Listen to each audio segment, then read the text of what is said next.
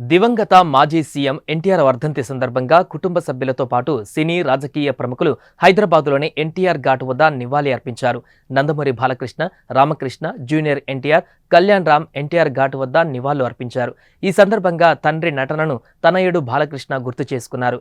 నటనలో ప్రయోగాలు చేసిన నటనా ప్రావీణ్యుడు ఎన్టీఆర్ అని బాలకృష్ణ తెలిపారు. ఆయన విప్లవాన్ని తీసుకువచ్చారని అన్నారు. కష్టజీవుల కన్నీళ్లు, అన్నార్తుల ఆకలి నుంచి టీడీపీ పుట్టిందని చెప్పారు. పేదలకు ఉపయోగపడే పథకాలను ఎన్టీఆర్ ప్రవేశపెట్టారని గుర్తు చేశారు. ఆయన అంటేనే నటనకు నిర్వచనం, నవరసాలకు అలంకారమని కొనియాడారు. ఆయన ఒక వర్సిటీ, జాతికి మార్గదర్శకమని చెప్పారు. ఎన్టీఆర్ లాంటి వారికి మరణం ఉండదని పేర్కొన్నారు. ఎన్టీఆర్ అంటే యువతకు ఆదర్శమన్నారు. నాడు 330కి పైగా తాలూకాలను 1000కి పైగా మండలాలుగా విభజించి పాలనను సులభతరం చేశారు. 2 రూపాయలకు కిలో బియ్యం తీసుకువచ్చి పేదల కడుపు నింపారన్నారు.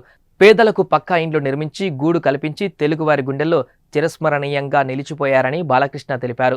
యువత, డాక్టర్లు, ఇంజనీర్లను ఎంతో మందిని రాజకీయాల్లోకి తీసుకువచ్చిన ఘనత ఎన్టీఆర్దేనని బాలకృష్ణ కొనియాడారు. ఇక అంతకుముందు హైదరాబాద్లోని ఎన్టీఆర్ ఘాట్ వద్ద నివాళి అర్పించిన లక్ష్మీ పార్వతి కన్నీటి పర్యాంతమయ్యారు. తనను కొందరు నాయకులు మానసికంగా వేధిస్తున్నారని ఆవేదన వ్యక్తం చేశారు. తాను కూడా ఎన్టీఆర్ ఫ్యామిలీలో ఒక వ్యక్తినే కదా అని అన్నారు లక్ష్మీ పార్వతి. ఏ ప్రభుత్వం అయినా సరే ఆయన ప్రవేశపెట్టిన పథకాలు ఎంతో సాహసోపేతమైనవి, ఎంతో ఉపయోగకరమైనవి, అలాగే ఎంతో సానుకూలమైనవి ప్రజలకి.